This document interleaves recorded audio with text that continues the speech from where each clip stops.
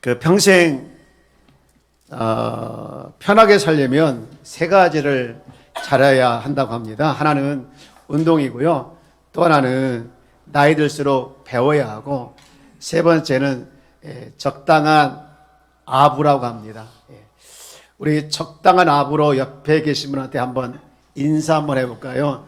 오늘따라 멋있네요, 되게.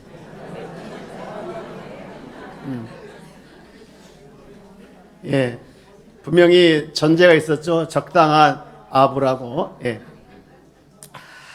다들 형편은 다르지만 오늘 드리는 이 예배를 통해서 하나님께로부터 아픔이 있는 분들에게는 위로가, 또 질병이 있는 분들에게는 치유가, 그리고 무거운 짐이 있는 분들에게는 하나님의 은혜로 가벼워지는 은혜가 있기를 주의 이름으로 축복합니다. 사람은 저를 포함해서 모든 사람들이 다 행복하기를 원하죠.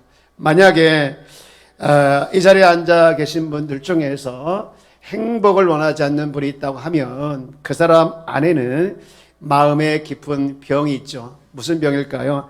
행복해질 수 없다는 깊은 좌절, 그리고 무기력이 가져온 마음의 병이 그 안에 잠재되어 있기 때문에 행복하고 싶지 않아요 라고 합니다.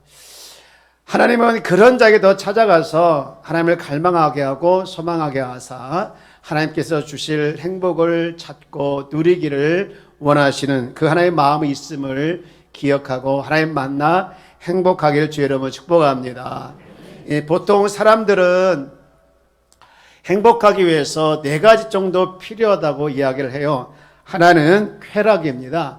이 쾌락은 다른 말로 즐거움입니다. 사람들은 먹는 것, 또 마시는 것, 또 성이든 보고 있는 것이든 이 모든 걸 통해서 즐거움, 이 쾌락을 누리길 원하는데요. 사실 쾌락은 사람이면 누구나 원하고 그것은 또 매우 정당한 추구입니다. 인간이 이런 즐거움 없이 살기는 어렵지요. 그런데 이런 쾌락이 우리에게 사실 재미와 또 즐거움은 선사하지만 궁극적으로 행복을 주지 못하죠. 오히려 더 강력한 쾌락, 더 강력한 즐거움을 추구하다가 사람이 훼손되기도 합니다. 그리고 두 번째로 필요한 것이 있다고 하면 명예죠. 이런 다른 말로 자기 이름값. 사람은 어느 곳에 가든지 자기가 인정받기를 원합니다. 자기가 인정받는 것을 굉장히 좋아하고 인정받는 곳에 있으면 굉장히 뿌듯하고 뭔가 모르게 자랑스럽죠. 그러나 인간의 평가라고 하는 것은 항상 불완전하기 때문에 이거 역시 사람을 행복하게 하기에는 불완전하고요. 사람이 또 행복하기를 원하는 또 하나의 세 번째가 있는데 그것은 뭐냐? 권력입니다. 이 권력은 나는 정치하는 사람이 아니기 때문에 권력 몰라 이렇게 필요 없다 할 수 있겠지만 사실 권력이라고 하는 것은요 다른 게 아니라 사람에게 조종되지 않는 힘, 조종되지 않을 정도의 힘을 권력이라고 합니다. 여러분 회사에 들어가면 말단에서부터 시작하잖아요. 평사원으로부터 시작해서 사람은 그곳에 있으면서 늘 평사원, 말단으로 있기를 원하지 않아요. 점점 시간이 지나면서 진급하기를 원하고 나중에는 더 높은 자리에 올라가기를 원하는데 그 이유가 뭡니까? 자신도 늘 누군가 시키는 것에 순종하고 시키는 대로 따라가는 것이 아니라 먼저 그랬던 것처럼 또 나도 다른 사람을 좀 시키고 싶은 그런 욕망이 있기 때문에 누구나 다 이렇게 승진하기를 원합니다. 그러나 때로는 힘을 갖고 그 힘을 잘못 조작해서 사람을 망가뜨리기도 하고 또 그것 때문에 큰 좌절에 빠지기도 하죠. 어쨌든 간에 보통 힘이 있다고 해서 행복한 것은 아니지요. 힘은 있지만 거기에 따른 책임도 필요합니다. 마지막으로 보통 사람들이 행복을 위해서 또 하나 필요한 것이 있다고 하는 것이 있는데 그것은 재산입니다. 재산이 있어야 행복하다. 돈이 있어야 행복하다. 왜? 돈으로 즐거움도, 돈으로 권력도, 돈으로 힘도 다 살 수 있기 때문에 행복하다. 그런 생각을 가지고 끊임없이 돈을 벌려고, 돈을 추구하려고 하는 마음이 세뇌당하고 있죠. 요즘에 아이들이 이렇게 보면 꿈이 뭡니까? 라고 물어보면 돈을 많이 버는 직업의 꿈을 가지고 있어요. 왜 그 직업을 원하냐면 돈을 많이 벌려고요. 돈을 많이 벌려고요. 그래서 돈을 많이 버십시오라는 것이 그냥 우리 일상이 되어졌고 아이들의 꿈이 되어진 시대에 우리가 살아가고 있는데, 사실 돈은 중요하죠. 또 사람을 편리하게 해주지만 그러나 돈으로 행복은 살 수 없습니다. 오래전에 한국의 그 대기업의 딸이 미국에서 자살했다, 그런 소식을 들었던 적이 있죠. 여러분들 다 아실 겁니다. 그런데 그때 사람들의 반응이 어땠는가? 여러분, 보통 사람이 자살하면 왜 죽었어? 라고 하면서 안타까워하는 것이 보통인데, 이 사람이 죽었을 때에는 많은 사람들이 그렇게 얘기했어요. 뭐가 부족해서 복이 겨워서 저렇게 죽었나 보다 하면서 안타까워하기보다는 오히려 비난하는 그런 말을 많이 하더라고요. 왜 그랬을까? 사람들 마음에는 이미 그 네 가지, 보통 행복을 위해서 필요한 네 가지가 뼛속 깊이 자리 잡고 있었기 때문에 그렇게 표현하는 거예요. 저는요, 단호하게 이야기하고 싶은 것이 있습니다. 보통 사람들이 원하는 그런 행복의 네 가지가 다 있어도 과연 행복할까? 근원적 행복을 주지 못합니다. 그래서 저는 오늘 이 근원적 행복에 대해서 조금 말씀을 드리고 싶은데요. 풍성한 삶으로 이 초대라는 책이 있는데, 그 책에 보면 근원적 행복을 위한 조건 두 가지를 소개하고 있더라고요. 굉장히 공감을 하게 되었는데요. 저는 그걸 잠깐 소개를 합니다. 첫 번째로요, 근원적 행복을 위해서 필요한 것이 뭐냐? 무조건 사랑을 받을 때. 우리 한번 같이 읽어볼까요? 무조건적인 사랑을 받을 때. 사람은요, 사랑을 받을 때 행복하더라고요. 누군가로부터 사랑을 받고 있다, 그러면 행복을 느끼게 되어집니다. 자신을 무조건적인 사랑을 해주는 사람이 있다고 하면 얼마나 좋겠어요. 그런데 자신을 무조건적인 사랑을 해준다라고 가끔 착각하는 경우가 있죠. 이 남녀간에 처음 만났을 때, 야, 저 사람은 나를 무조건 사랑해 주니까 좋아, 저 남자는 무조건 나를 사랑해 주니까 좋아, 이렇게 착각을 하는데, 사실 시간이 지나가게 되어지면 그것도 시들해지더라고요.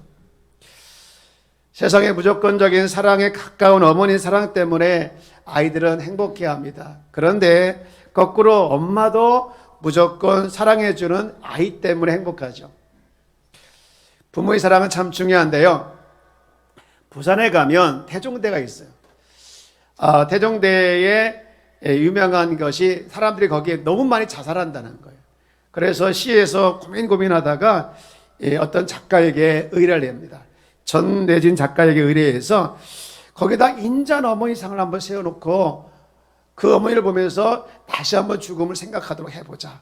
그런 결정을 해가지고 실제로 이렇게 어머니상, 인자한 어머니상을 이렇게 세웠다고 합니다. 그런데 놀라운 것은 이 상을 보고서 자살을 하려고 했던 사람들의 숫자가 반으로 줄었다는 얘기가 있어요. 이와 같이 사랑의 마음에는요, 무조건적인 사랑, 누군가 나를 무조건적인 사랑, 완전하지 않아도 누군가를 사랑하고 싶고 또 사랑받기를 원하고 있습니다. 그런데 늘 사랑이 부족하기 때문에, 무조건 사랑을 해주는 사람이 없기 때문에 사람들은 그 사랑에 갈망하면서 살아가고 있다 생각을 합니다. 그런가 하면 두 번째로 이 근원적 행복에 또 다른 조건이 있는데, 그것은 삶의 의미와 삶의 목적을 알 때입니다. 여러분, 사람이 사랑도 중요하지만 그 사랑만 가지고 행복하지 않더라고요. 행복이 또 다른 축이 하나 있는데, 그것은 삶의 의미, 즉 삶의 목적을 알 때더라고요. 야, 내가 이렇게 살아야 되겠구나. 내가 진짜 이렇게 살 때 내 삶의 의미가 있고 내 존재의 가치가 있어. 그래, 내가 이렇게 살아야 되지 라고 생각을 하면 그 사람은 행복한 거예요. 물론 잘못된 목적에 휩쓸려서 돈이 전부인 것처럼, 또 다른 것이 전부인처럼 추구할 때가 있지만, 여러분, 진짜 삶의 목적과 의미를 알 때 그 사람은 행복하지요. 제가 왜 이렇게 길게 행복의 목적을 설명했는가 하면, 우리가 근원적 행복을 주는 이 근원적 행복, 이 행복을 하나님이 저와 여러분에게 주고 싶다라는 것을 말씀드리고 싶어서 그래요. 세상은 계속해서 쾌락이요, 명예요, 권력이 또 재산이 있어 행복하다라고 이야기하고 있지만 그게 다 하나 행복의 모조품이고요. 진짜 하나님은요, 우리에게 무조건적인 사랑과 함께 삶의 의미를 주고 싶어 합니다. 이것을 성경을 말하고 있고요. 저도 제가 성경에서 만난 하나님이 나에게 무조건 사랑을 베풀어 주셨고, 그리고 내가 삶의 의미가 무엇이고 삶의 목적이 무엇인가를 가르쳐 줘서 저는 지금 행복해요.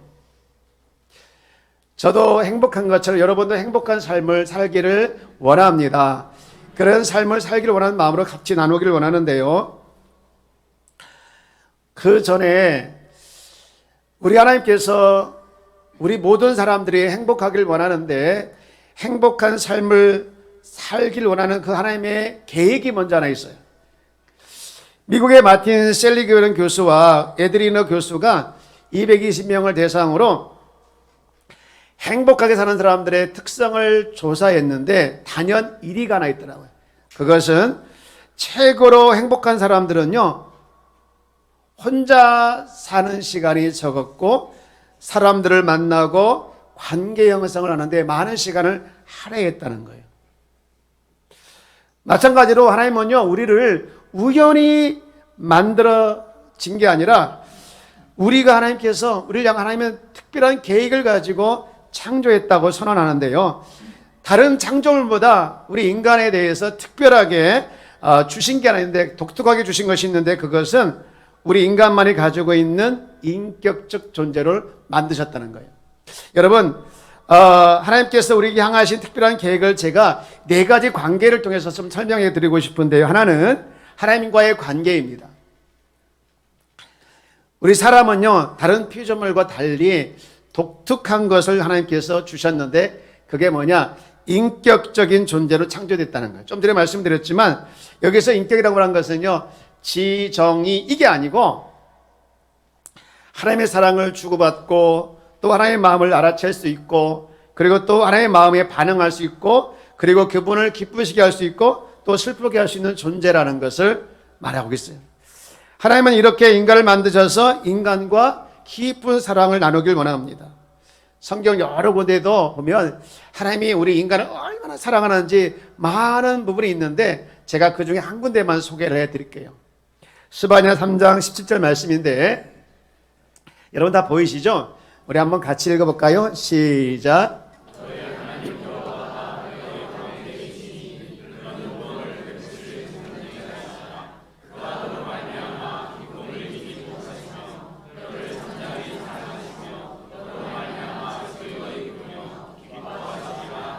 아멘.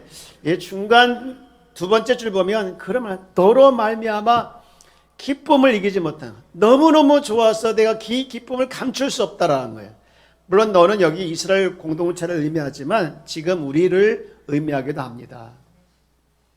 여러분, 기쁨을 이기지 못한다는 것은요, 부모가 자식을 사랑할 마음 아니겠어요?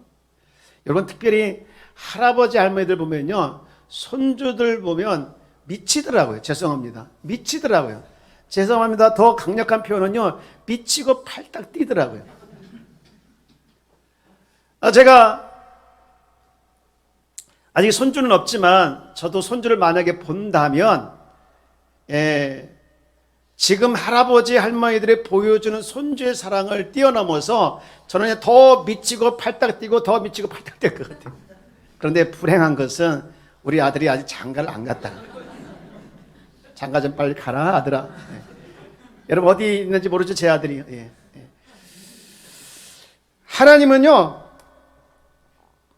사람을 정말 사랑하셔요. 자기 백성을 너무너무 사랑하시고요, 그 사랑하는 사람과 관계 형성을 하기를 원하셔요. 여러분, 우리가 이 자리에 어떻게 나온지 잘 모르겠지만 하나님이 나를 너무너무 사랑한다는 이 사실에 대해서 알고 느끼고 그 하나님을 만나서 하나님과의 관계 형성을 통해서 행복해지는 귀한 여러분 되기를 축복합니다. 그런가 하면 또 하나, 하나님은요, 자기를 향한, 우리를 향한 계획을 또 뭘 통해서 보여주냐면요, 자신과의 관계를 알게 하면서 가르쳐 주셨어요. 여러분요, 우리가 하나님의 사랑을 받으면요, 자기 자신을 사랑할 수 있어요. 야, 나 같은 사람을 이렇게 하나님께서 사랑하고 있구나. 그러면서 자기 자신에 대해서 귀하게 여기고 소중하게 여기게 되더라고요. 여러분 마태복음 22장 39절 말씀 보면 둘째도 그와 같으니 내 이웃을 내 자신과 같이 사랑하라 하셨으니 이런 말씀을 하고 있어요. 여러분 이웃을 사랑할 때 기준이 뭡니까? 내 자신이라고 했어요. 내 자신과 같이. 여기서 말하고 있는 내 자신은요, 이기적인 사람이 되라 이게 아니고 내 장점을 알고 그리고 그것을 잘 누리고 뿐만 아니라 내 약점도 잘 알고 이해해서 네 있는 그대로 수용하며 살아가라는 거예요. 여러분요, 자기 자신을 있는 그대로 수용하면요, 자기 자신에 대해서 좋다, 그래, 내가 정말 괜찮은 사람이구나 생각을 하게 되어지는 거예요. 그런데 자기 자신에 대해 수용을 못하니까 늘 불만이죠. 왜 나는 이것밖에 안 되지? 왜 나는 이렇게 살지? 하면서 자신에 대해 늘 불평과 불만을 하며 살아가는 것이 보통입니다. 그러나 하나님의 사랑이 내 안에 머물러지고 그 사랑을 내가 받을 짝이 없는데 이런 사랑을 받고 있구나라고 느껴지게 되어지면 내가 너무 소중하게 보이고 내가 정말 자랑스럽게 여기게 되는 거예요. 그러면서 나를 사랑하게 되어지고요. 그리고 세 번째로 뭐냐? 이웃과의 관계에서 이웃을 사랑하게 되어집니다. 여러분, 하나님의 사랑이 내 안에 머물러지고 그리고 내가 하나님의 사랑을 받고 있다 느껴지면요, 그때보다 내가 여유가 생기더라고요. 여유가 생기면서 내가 괜찮다 생각하면서 편안해지고 하나님이 나를 사랑하는 만큼 또 다른 사람을 향해서 사랑하게 되어지고 하나님께서 나를 보는 만큼 또 다른 사람을 보게 되는 그런 관점의 변화가 일어나더라고요. 우리 요한복음 13장 34절 말씀을 한번 볼까요? 자, 우리 한번 이 부분도 같이 한번 읽어봅시다. 시작.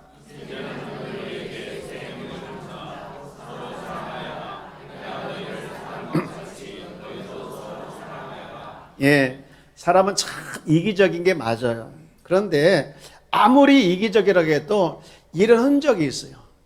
사랑받고 싶고 그것도 사랑을 받았으면 다른 사람에게 흘려보내고 싶은 이런 본능이 다 있습니다. 사실 우리가 언제 행복하냐? 누군가를 사랑할 때 행복하더라고요. 언제 뿌듯하냐? 누군가에게 뭔가를 나눠줬을 때 뿌듯하더라고요.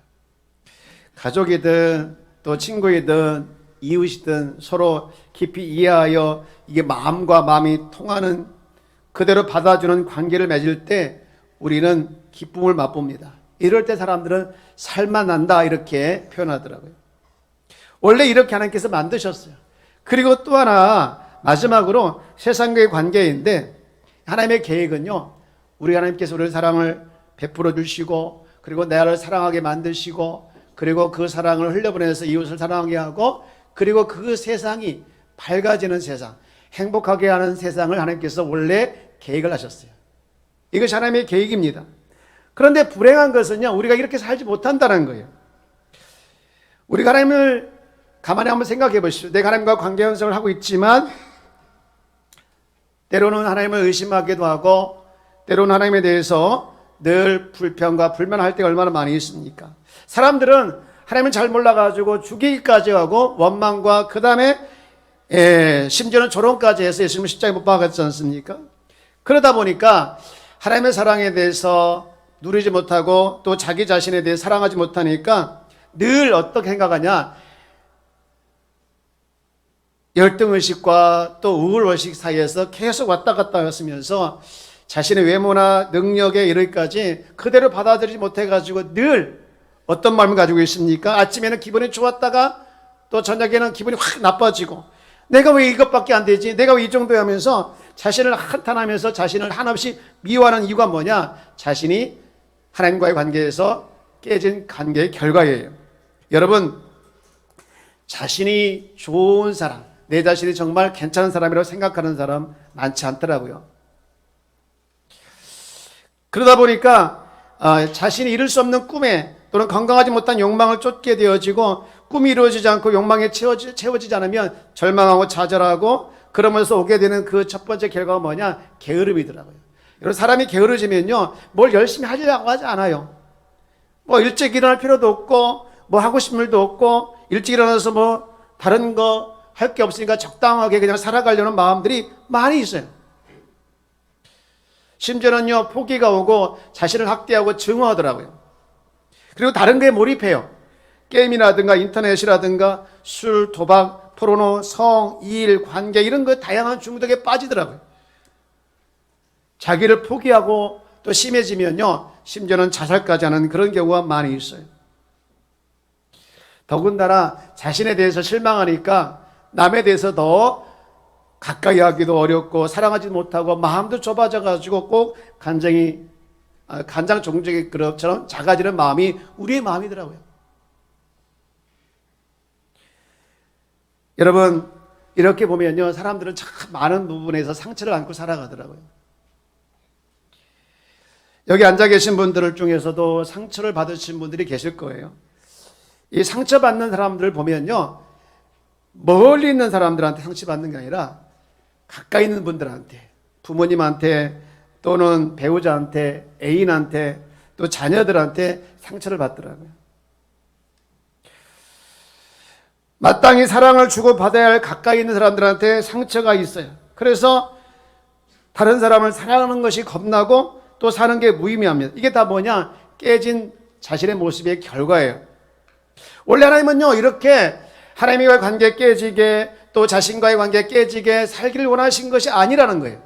근데 지금 현실은 그렇게 살아가고 있는 건데요, 도대체 사람 마음속에 끊임없이 누군가를 사랑하고 싶고 또 좋은 관계 속에서 행복하게 살아가고 싶지만 그렇게 안 되는 이유가 뭐냐? 원인이 뭐냐? 그 원인에 대해서 하나님은 분명하게 원인이 있고 그 결과가 있다라고 말씀하고 있는데, 그 원인과 결과가 뭐냐? 죄에서 출발했다는 거예요. 여러분, 우리가 흔히 죄라고 하는 부분은 우리가 잘 알고 있는 것처럼 양심이 꺼린 일을 하거나 또는 다른 사람에 해를 끼치거나 어떤 법을 어겼다, 이게 죄라고 생각하잖아요. 근데 성경에서 말하고 있는 죄는 조금 다르더라고요. 좀 달라요. 뭐냐? 원래 하나님께서 세상을 만드셨고 그 세상 중심에 하나님이 계십니다. 온 우주 만물의 주인이 하나님이신데요, 그리고 그 하나님께서 지금도 만드신 세상을 붙들고 가고 계셔요. 끊임없이. 그런데 하나님을 온 우주와 그 다음에 우리 사회와 내 인생의 중심에서 몰아내고 내가 주인 된 것, 이것을 성경에서 죄라고 합니다. 여러분, 지금 앞에 영어로 죄가 떠 있죠? S-I-N, sin. 여러분 다 아시는 단어예요. 여러분 단어를 잘 보십시오. S와 N 사이에 뭐가 있습니까? I가 있죠. 이거 죄를 상징적으로 보여주는 단어인데요, 여러분, 내가 중심이라는 거예요. 하나님이 중심이 되는데 중심인 하나님을 몰아내고 내가 중심인 것, 이것이 바로 죄라는 거예요. 여러분, 하나님은요, 우리 인생뿐만 아니라 모든 만물을 그분이 중심이 되어서 움직이도록 창조하셨어요. 우리 인간은 우연히 존재하는 것이 아니라 스스로 된 것도 아니고 하나님께서 창조하셨는데, 그러므로 우리 모든 만물, 저를 포함해서 우리 인간도 주인이십니다. 우리 태어날 때 그렇게 부여받았어요. 내가 남자인 것도, 대한민국 태어난 것도, 이만한 키와 나의 모든 것을 누리는 것도 다 하나님께로부터 온 거예요. 지금은 돌아가셔서 안 계시지만 얼마 전에 그 신문에 이분의 마지막 인터뷰 하면서 소개했더라고요. 여러분은 잘 아시는 분이니까, 이어령 교수. 예, 그분이 마지막으로 이제 인터뷰를 하면서 나중에 이제 예수를 딸 때마다 믿었잖아요. 그분이 이렇게, 기자가 물어보더라고요. 그분에게 뒤늦게 깨달은 생의 진실은 뭡니까? 마지막에 죽음을 임박해 두고 깨달은 진실은 뭡니까? 라고 질문을 했는데, 이어령 교수가 그렇게 대답했어요. 모든 게 선물이었다는 것을 깨달았습니다. 내가 지금 살아온 모든 삶의 과정을 보니 내가 노력해서 얻은 것이라고 생각했는데 알고 보니까 이게 다 선물이었다는 거예요. 나의 생명조차도. 무슨 얘기입니까? 내가 내 돈으로 산 것이 아니라 하나님으로부터 받은 선물이라고 그런 고백을 했어요. 그런데 우리는 끊임없이 내 인생도 내 것이요, 내 것도 내 것이요, 남의 것도 내 것이요. 가끔 제 아내와 내가 하는 말이 있어요. 돈을 한번 가운데 놓고 당신 것도 내 거고 내 것도 내 거요. 그러면 아내가 아니야, 당신 것도 내 거요, 내 것도 내 거야. 서로 자기 거라고 주장합니다. 여러분, 우리가 이게 우리의 인생의 한 모습 아니겠습니까? 성경은 정확하게 이런 문제에 대해서 이렇게 말하고 있죠. 사사기 21장 25절 보면 그때 이스라엘의 왕이 없으므로 사람이 각기 자기 소견에 오른 대로 행했다. 하나님을 인간의 중심에서, 세상의 중심에서 몰아내고 자기가 주인 되어지고 하나님을 무시하는 거예요. 여러분 살아가면서 제일 싫은 게 뭡니까? 무시당하는 거잖아요. 무시당하면서 나는 무시당해 좋아할 사람 아무도 없습니다. 무시당할 때 뭐라고 합니까? 속으로, 겉으로 표현 못해도 잘났으면 지가 얼마나 잘났기에, 가졌으면 얼마나 가졌기에 저렇게 잘난 체 하는 거야? 저렇게 나를 무시해? 하면서 굉장히 그 사람을 싫어합니다. 여러분, 무시당했다라고 하는 것은요, 나의 존재 가치가 없어졌다는 거예요. 그 사람에 대해서. 그 사람에게는요. 그리고 나를 쳐다볼 가치도 없다고 생각하는 거예요.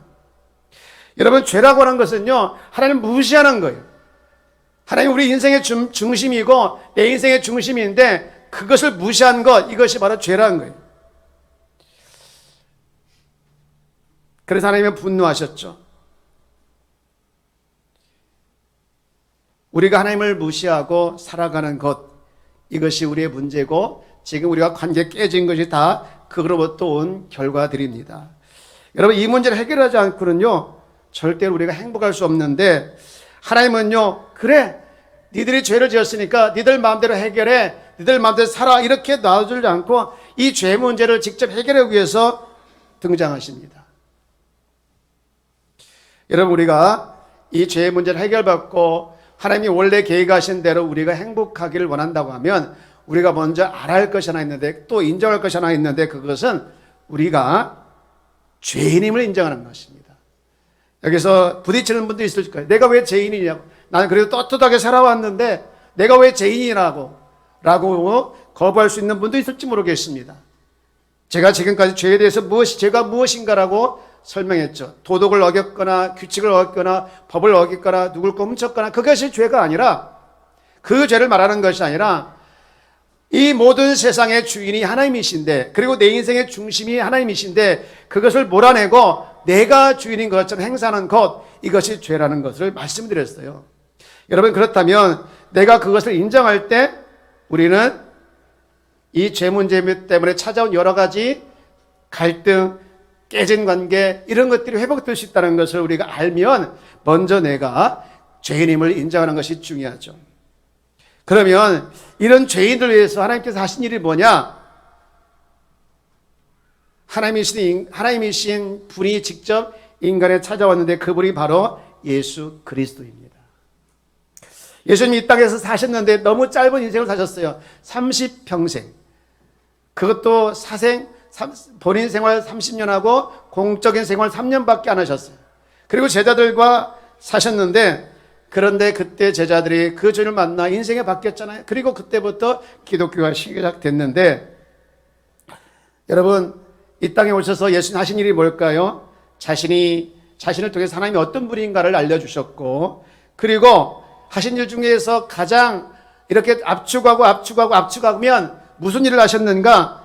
하나님이 주인인 자를 뺏고 자기가 주인처럼 살아가는 사람들에게 그 죄를 대신해서 죽으셨다라는 것이 하나님께서, 하나님이신 예수님, 이 땅에 예수님께서 오셔서 하신 일이죠. 여러분, 왜 우리를 위해서 죽으셨을까요? 다른 거 없습니다. 왜 이 땅에 오셔서 예수님이 죽으셨는가? 저와 여러분을 살리기 위해서 죽으신 겁니다. 우리가 생각할 때 또 애들 말로 보면 미친 짓이죠. 남 살리기 위해서 자기 목숨을 버리는 거, 이거 아무나 할 수 있는 일 아니지 않습니까? 이 죄의 문제를 십자가에서 죽으시고 해결하신 다음에, 여러분, 우리 하나님께서 우리에게 무조건 따라와야 된다, 그러니까 네가 살아, 이렇게 말하지 않았어요. 하나님의 사랑 이야기를, 원래 인간을 향하신 계획을 말하고, 그리고 그 관계에 깨져서 이렇게 힘들어 살아가는 사람들에게 해결 방법을 말씀하시면서 무조건 따라와야 돼, 무조건 따라와야 네가 살아 라고 말씀하시게 하는 것이 아니라 우리에게 반응을 원하시는 거더라고요. 내가 내 생명을 바쳐서 너희를 사랑했어. 내 사랑을 받아주겠니? 이렇게 물어보십니다. 너희가 내 사랑을 정말 받아들인다면 너의 인생인 나를 중심으로 재편성될 거야. 여러분, 하나님이 우리를 초대하고 계시는 거예요. 이것은 그냥 단순한 사랑의 초대가 아니라 우리 죄에 대해서 내가 주인 행사하고 있는 이 잘못에 대해서 더 이상 책임을 묻지 않겠다라는 말씀입니다. 그래서 이렇게 물으십니다. 너는 더 이상 네가 네 죄의 문제에 대해서 책임질 필요가 없어. 내가 다 책임질 거야. 너는 이제 자유롭게 반응하라. 내 사랑을 받아들이고 하나님의 통치 아래, 하나님 다스림 아래 살아가게 되어지면 너는 행복한 사람이 되는 거야 라고 말씀하고 있습니다. 우리는 무조건적인 사랑과 내 삶의 의미와 목적을 알 때 행복한 삶을 살아갈 수 있다라고 말하고 있죠. 하나님은요, 우리를 무조건적인 사랑을 베풀어 주셨어요. 우리의 외모나 학력이나 가지고 있던 능력이나 또 직장이나 연봉 이런 걸 보지 아니었고 내가 너를 그냥 너 있는 그 존재 자체로 사랑한다. 그렇게 우리에게 사랑을 베풀어 주셨어요. 여러분, 이 사랑을 내가 받아들일 때 나의 영혼이 살아나고 이 사랑을 내가 받아들일 때 나의 삶에 진정한 행복이 찾아오는 거예요. 사랑하는 우리 여러분, 하나님의 사랑에 대해서 받아들이기를 주의 이름으로 축복합니다. 내 인생의 주인 노릇했던 것을 내려놓고 내가 죄인이었군요, 알고 보니까 죄인이었군요 라고 인정하고 그 하나님의 사랑을 받아들이고 하나님의 사랑을 내가 가운데 머물러 있으면 우리가 그렇게 원했던 행복한 삶을 살아내게 되는 줄 믿습니다. 여러분 마음속에 여러분의 인생의 주인이 하나님이시기를 주의 이름으로 축복합니다. 내가 내 삶을 통치해왔고 내가 내 삶을 지배해왔고 내가 주인인 것처럼 정말 살아왔던 이 모든 죄를 우리 주님께서 단숨에 십자가에서 다 담당하시고 우리 죄를 더 이상 우리 죄에 대해 책임을 더 이상 묻지 않으시고 내가 너를 다 이끌어 가겠다라고 약속하고 실제로 그렇게 하고 계십니다. 바라옵기는 이 자리에 오랜만에 오시고 또 힘들게 오셨던 여러분들에게 내가 진짜 어떻게 하면 행복할 것인가, 내가 어디서부터 행복을 찾을 수 있을까 라는 그 답을 가지고 여러분의 삶이 진짜 행복한 삶을 살아갔으면 좋겠어요. 돈이 있어야 행복하고 뭐가 있어야 행복하고 뭐가 있어야 행복하고 우리는 끊임없이 어떤 소유에 대해서 행복을 찾으려고 하지만 그런 하나님께서 말씀하고 있는 것은 사랑과 함께 내 삶의 의미를 가지고 있을 때 우리가 행복하다라고 말하지요. 오늘 바라옵기는 예수님을 마음의 문을 열고 받아들이고 그리고 예수님 안에서 살아가는 그런 삶이 여러분에게 진짜 일어나기를 주 이름으로 축복합니다. 여러분이 만약에 예수님을 이 시간 받아들이고 내 마음속에 예수님을 받아들인다고 하면 우리는 영적 아기예요. 그 아기가 자라기 위해서 돕는 곳이 필요한데 그것이 바로 교회이지요. 제가 지금부터 여러분들에게 하나님의 사랑을 받아들일 수 있는 방법을 안내해 드리겠습니다. 그것은 기도입니다. 여러분 기도하실지 모르는데 제가 여러분에게 이렇게 친절하게 기도를 써서 여러분에게 읽어드리겠습니다. 하나님 감사합니다.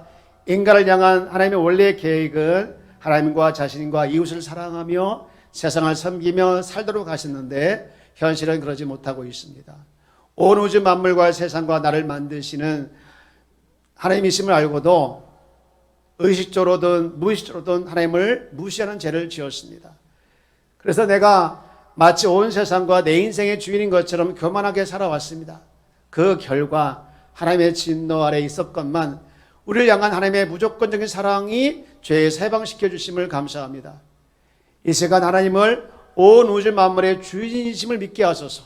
그리고 내 인생의 주인을 나로 믿지 않고 하나님을 주인으로 인정하고 반응하여 하나님의 다스림 안에 살아내게 하여 주옵소서. 예수님의 이름으로 기도합니다. 아멘. 여러분, 이 기도대로 하게 되어지면 여러분의 아내는 여러분의 인생의 주인은 여러분이 아니라 하나님이 여러분의 인생의 주인 되어져서 여러분은 그토록 원하던 행복한 삶의 첫 단계를 또 첫 발을 딛는 길이 될 줄 믿습니다. 여러분, 저를 한번 따라서 해볼까요? 오늘 처음 나오신 분도 그리고 이 자리에 오랫동안 나오신 분들도 우리 다 함께 우리 한번 이 기도를 같이 했으면 좋겠어요. 제가 선창하면 여러분 따라해 주시면 좋겠네요. 하나님 감사합니다. 인간을 향한 하나님의 원래 계획은 하나님과 자신과 이웃을 사랑하며 세상을 섬기며 살도록 하셨는데 현실은 그러지 못하고 있습니다. 온 우주 만물과 세상과 나를 만드시는 하나님이심을 알고도 의식적으로든 무의식적으로든 하나님을 무시하는 죄를 지었습니다. 그래서 내가 마치 온 세상과 내 인생의 주인인 것처럼 교만하게 살아왔습니다. 그 결과 하나님의 진노 아래 있었건만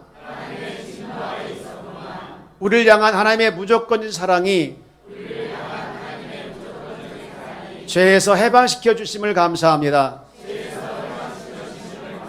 이 시간 하나님은 온 우주 만물의 주인이심을 믿게 하소서. 그리고 내 인생의 주인을 나로 믿지 않고 하나님을 주인으로 인정하고 반응하여 하나님의 다스림 안에 살아내기를 원합니다. 예수님의 이름으로 기도합니다. 아멘. 여러분, 우리 주님은 우리에게 억지로가 아닌 여러분의 인격을 존중하고 여러분 스스로 마음을 열고 그리고 거기에 반응하기를 원하고 계십니다. 반응하셔서 그분의 통치 아래 그분의 다스림 안에 살아내서 여러분의 삶이 진짜로 참으로 행복한 삶이 되어지기를 주의 이름으로 축복합니다. 내가 조금 돈이 없다 할지라도 내가 힘이 없다 할지라도 그것이 전부가 아니라 하나님이 나의 소중함을 인정해 주시고 그리고 내 삶의 의미가 무엇인지 내 삶의 중요한 목적이 무엇인지를 알게 하면서 내가 살아갈 이유를 분명히 가르쳐 주신 그 가르침에 따라서 내가 한 걸음 한 걸음 나가게 되어진다면 여러분은 정말로 행복한 사람이 될 줄 믿습니다. 행복하시길 주의 이름으로 축복합니다. 옆에 계시면 인사합시다. 행복하게 삽시다. 네, 행복하기를 주의 이름으로 축복합니다. 네.